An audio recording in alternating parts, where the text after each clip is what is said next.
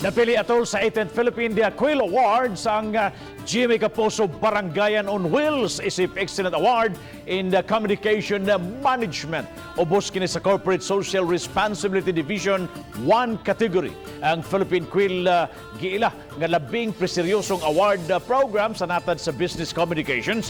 Giila usab ang nahimo sa Jimmy Caposo Barangayan on Wheels atol sa 42nd Catholic Mass Media Awards isip Best TV at Public Service category. Sa pagkakaroon na modulan na sa 12,000 ka mga banay ang nakapahimo sa nagkanlaing nga mga Caposo Barangayan on Wheels sa tibuok nasod. Dini sa Central ug Eastern Visayas, moabot na sa 2,610 ka mga banay ang nakabenepisyo. Gilusad ang Caposo Barangayan on Wheels sa sugod ni atong Mayo sa miaging tuig, human idili na ang pagtapok-tapok tungod sa kabalaka mo kuyanap ang COVID-19.